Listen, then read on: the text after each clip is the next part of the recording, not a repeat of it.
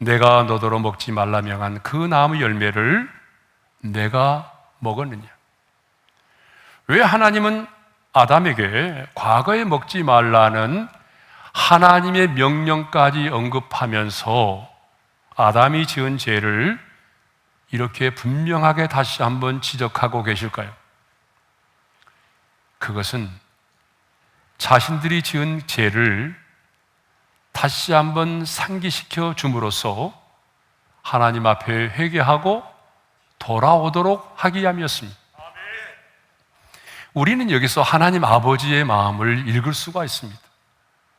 하나님은요, 아담과 하와를 에덴 동산에서 내어 쫓으시기 이전에, 그들에게 형벌과 저주를 내리시기 이전에 이렇게 찾아오셔서 내가 어디 있느냐라고 물으시고 과거에 하나님의 명령까지 언급하면서 그들의 죄악에 대하여 분명하게 지적하고 계시는 것입니다. 하나님의 마음은 그들이 바로 회개하고 돌아오는 것이었습니다. 하지만 아담과 하와는 자신들이 지은 죄를 회개하지 않았습니다. 하나님, 제가 죄를 지었습니다. 저희 부부가 이것을 먹으면 하나님과 같이 될 것이라는 뱀의 말을 듣고 하나님의 명령을 어기고 선악과를 따먹었습니다. 이렇게 자신들이 지은 죄를 고백하고 용서를 구해야 되는데 아담과 하와는 그렇게 하지 않았습니다.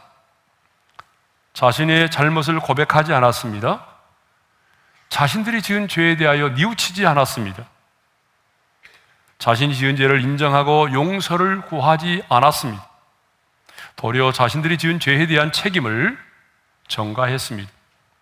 여러분, 이 전가하다라고 하는 말의 사전의 의미를 보게 되면 잘못이나 책임을 다른 사람에게 넘겨 씌우는 것을 말합니다. 먼저 아담은 자신이 지은 죄에 대한 책임을 하나님과 하와에게 전가시켰습니다. 자, 우리 12절의 말씀을 함께 읽겠습니다. 다 같이요. 아담이 이르되 하나님이 주셔서 나와 함께 있게 하신 여자 그가 그 나무 열매를 내게 주므로 내가 먹었나이다. 자, 내가 먹었나이다 이 말은요, 진정으로 자신의 죄를 뉘우치고 회개하는 말이 아닙니다. 왜냐하면 우리말에는 없지만은 원문에 보게 되면 그래서라는 와우가 있어요. 와우. 그래서 무슨 말입니까? 하나님이 주셔서 나와 함께 있게 하신 여자 그가 그 열매를 내게 주므로 그래서 내가 먹었나이다. 그래서 먹게 되었다는 거예요. 아담은 자신이 지은 죄를 인정하지 않고 하나님이 주셔서 나와 함께 있게 하신 여자, 그 여자 하와 때문에 이 선악과를 먹게 되었다라고 말하죠. 순전히 자신이 이 선악과를 알게 하는 나무 열매를 먹게 된 것은 바로 하와 때문이라는 것입니다. 그런데 아담은 하와만이 아니라 자신이 죄를 짓게 된 근본적인 원인이 하와를 내게 주어서 함께 있게 하신 하나님께도 있다는 것을 분명히 하고 있습니다. 하나님께서 하와를 짓지 않으시고 나 홀로 있었다라고 한다면 내가 그 선악과를 먹지 않았을 텐데, 하나님이 내 갈비뼈를 치하여 하와를 만드셔서 나와 함께 있게 하심으로 이 하와 때문에 자신이 이 선악과를 먹게 되었다라고 말하고 있어요. 두 번째로 하와도 마찬가지죠. 자신이 지은 죄의 책임을 뱀에게 전가시켰습니다. 하나님께서 하와에게 내가 어찌하여 이렇게 하였느냐라고 물으시니까 하와가 이렇게 말하죠. 13절의 말씀을 읽겠습니다. 다 같이요. 여호와 하나님이 여자에게 이르시되 내가 어찌하여 이렇게 하였느냐? 여자가 이르되 뱀이 나를 깨므로 내가 먹었나이다. 나는 먹을 생각이 없었는데 뱀이 나를 깨므로 내가 먹었다는 거예요. 자신이 죄를 지었는데도 불구하고 그 죄에 대한 책임을 지금 뱀에게 전가시키고 있는 것입니다. 그런데 아담과 하와만이 아니라 아담의 후손인 모든 사람들은 자신이 지은 죄를 인정하려고 하지 않습니다. 할 수만 있으면 자신이 지은 죄를 부정하고 또 누군가에게 그 죄에 대한 책임을 전가시키려고 합니다. 또 어쩔 수 없이 내가 그 죄를 지을 수밖에 없었다며 자신의 죄를 합리화시키려고 합니다. 창세기 4장을 보게 되면 가인이 동생 아벨을 쳐 죽이는 끔찍한 사건이 나옵니다. 인류 최초의 살인 사건이죠.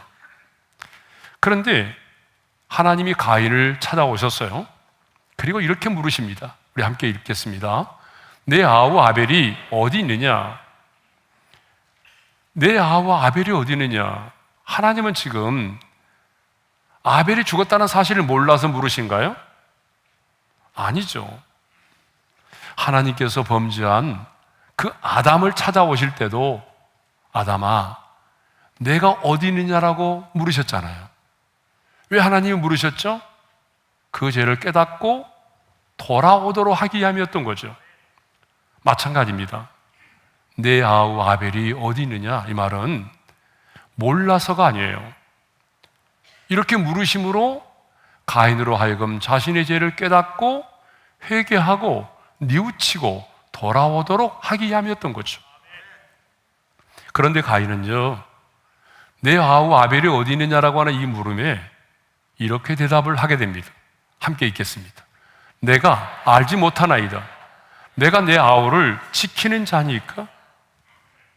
출애굽기 32장을 보게 되면 아론이라는 사람이 나오는데요. 자, 시내산 위에 오른 모세가 40일이 지나도 내려오지 않게 되자 이스라엘 백성들은 그 불안과 두려움에 아론을 찾았습니다. 그리고 아론에게 이렇게 말했습니다. 출애굽기 32장 1절이죠. 함께 읽겠습니다. 일어나라, 우리를 위하여 우리를 인도할 신을 만들라. 집단으로 몰려든 다수의 이스라엘 백성들은 아론에게 말합니다. 앉아만 있지 말고 일어나서 우리를 위하여 우리를 인도할 신을 만들라고 요구했어요. 일어나서 그 신을 만들지 않으면 돌에 맞아 죽을 것 같은 그런 분위기였어요. 아론은 그 분위기를 거스를 수가 없었습니다. 그래서 아론은 백성들로 하여금 금고리를 가져오게 해서 금송아지 형상을 만들었고, 그리고 이렇게 말하죠. 이는 너희를 애굽에서 인도하여 낸 신이라고 말합니다. 나중에 산에서 내려온 모세가 아론을 책망합니다. 추궁하죠. 그러자 아론이 백성들의 그 악함 때문에 어쩔 수 없었다라고 핑계를 대죠. 자, 출애굽기 32장 22절의 말씀을 읽겠습니다. 시작. 아론이 이르되 내 주여 노하지 마소서, 이 백성의 악함을 당신이 아나이다. 백성들의 악함 때문에 어쩔 수 없이 금송아지를 만들어서 숭배했다는 것입니다.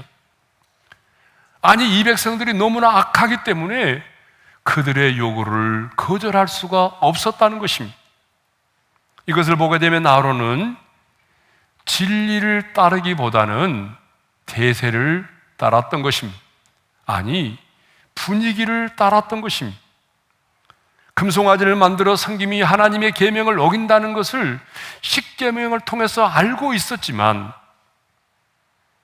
그것을 알고도 아론은 그 분위기와 대세 때문에 하나님의 계명을 어기고 죄를 지었던 것입니다.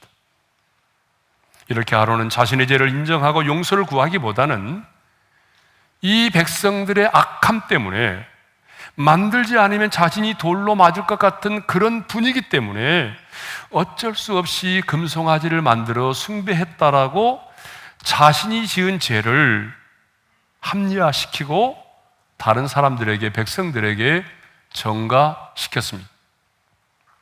그러나 여러분, 신앙생활은요, 대세를 따르는 것이 아닙니다. 분위기를 따르는 것이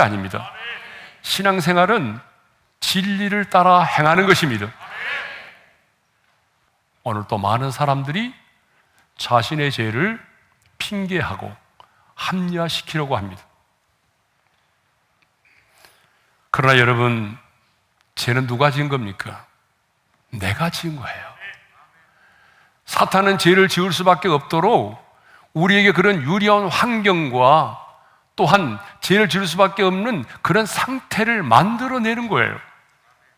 죄는 누가 지는 겁니까? 내가 지는 겁니다.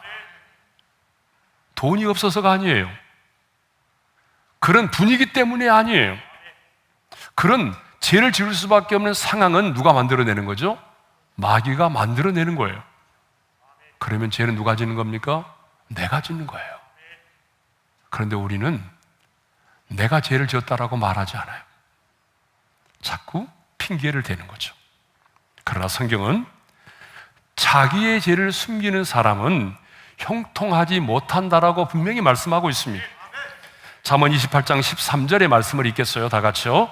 자기의 죄를 숨기는 자는 형통하지 못하나 죄를 자복하고 버리는 자는 불쌍히 여김을 받으리라. 그런데 아담의 후손인 우리는 어떻습니까? 끊임없이 우리의 죄를 숨기려고 할 때가 얼마나 많습니까? 그런데 여러분, 죄라고 하는 것은 숨긴다고 해서 해결되는 문제가 아니지 않습니까? 죄를 해결할 수 있는 유일한 길은요, 죄를 숨기는 것이 아니라 그 죄를 내가 고백하고 하나님 앞에 그 죄를 뉘우치고 용서를 구하는 것입니다. 그 죄를 버리는 것밖에는 없어요. 죄는 숨겨서 없앨 수 있는 문제가 아닙니다. 자복하고 회개함으로써만이 유일하게 그 죄의 문제를 해결할 수가 있습니다. 우리가 죄를 자복하고 회개하고 버릴 때에 하나님은 우리를 불쌍히 여겨주시고, 분명한 사실은요, 죄를 숨기는 사람은 형통할 수가 없다는 사실입니다. 시편 66편 18절도 보게 되면 이런 말씀이 있어요. 다 같이요. 내가 나의 마음의 죄악을 품었더라면 주께서 듣지 아니하시리라. 내 마음의 죄악을 품으면 주님께서 듣지 않으신다고 말씀하십니다. 그러므로 여러분, 여러분의 기도가 응답되기를 원하신다면 나의 기도의 응답을 위해서라도 우리는 우리의 죄악을 품고 살아서는 안 된다는 것입니다. 우리의 죄를 자복하고 회개함으로 버릴 수가 있어야 되는 거죠. 이렇게 우리가 죄를 숨기지 않고 솔직하게 고백하고 회개하면 형통함을 얻게 되고 하나님께로부터 긍휼히 여김을 받게 되는 것입니다. 대표적인 사람이 누군지 아세요? 이것을 잘 보여주는 사람이 있어요.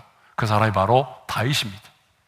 다윗은 우리가 아는 것처럼 간음죄와 살인죄를 지었습니다. 그런데 하나님은 나단 선지자를 보내서 그 죄를 들추어내셨어요. 그리고 이렇게 책망하셨어요. 당신이 그 사람이라. 이렇게 책망했어요. 이 책망을 받은 다윗은 어떻게 반응하였습니까? 우리 다 같이 읽겠습니다. 내가 여호와께 죄를 범하였노라. 다시 한번 읽겠습니다. 시작. 내가 여호와께 죄를 범하였노라. 그 죄를 책망하는 선지자 앞에서 변명하지 않았습니다. 대꾸하지 않았습니다. 어떻게 감히 선지자인 당신이 왕인 나에게 이렇게 말할 수 있느냐라며 선지자를 질책하지 않았습니다. 목욕하는 모습을 나에게 보여준 그 여자 때문이라고 그 여자에게 자신의 죄에 대한 책임을 전가시키지 않았습니다. 왕으로서의 자신의 지위와 체면을 다 내려놓고 자신의 죄를 고백하며 회개하였습니다. 자신의 그동안의 공적을 내세우면서 하나님 앞에 봐달라고 말하지 않았습니다. 깨끗하게 자신의 죄를 자복하며 눈물이 침상에 적실 만큼 애통하며 죄를 회개하였습니다. 여러분, 다윗은 죄를 지었지만 미루지 않고 핑계를 대지 않고 다른 사람에게 그 죄를 전가시키지 않았습니다. 여러분, 이것이 바로 다윗의 위대함입니다. 죄를 짓지 않아서가 아니라 죄를 지었지만 그 하나님께서 말씀을 통하여 그 죄에 대하여 책망하실 때에 곧바로 핑계하지 않고 미루지 않고 회개하였다는 것입니다.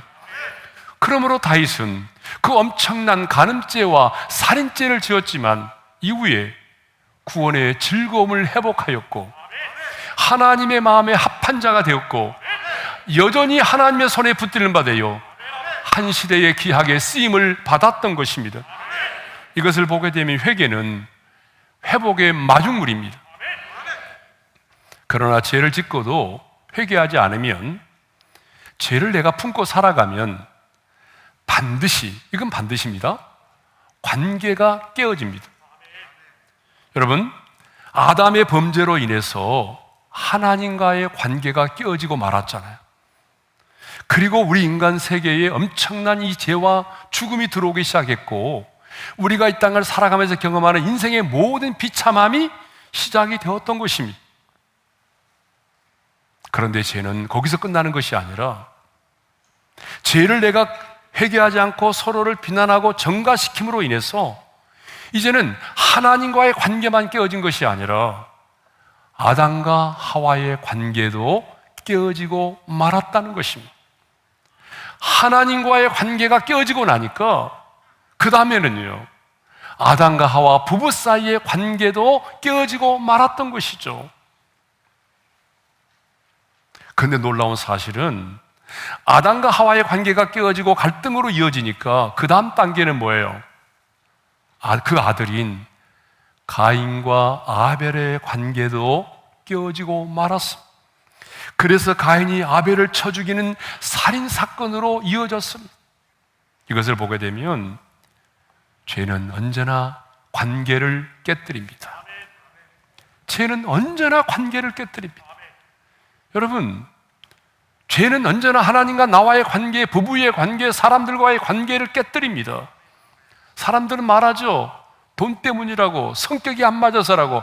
여러분, 그건 핑계입니다. 내면을 들여다보게 되면 죄 때문입니다.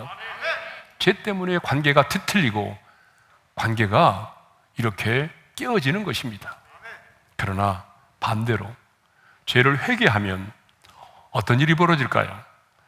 관계가 회복이 되는 것입니다. 어떤 죄를 지었을지라도, 여러분, 어떤 죄를 지었을지라도 내가 그 죄를 숨기지 않고 전가시키지 않고 회개하게 되면 관계가 회복이 됩니다. 그래서 요엘 선지자는 이스라엘 백성들에게 이렇게 회개를 촉구했습니다.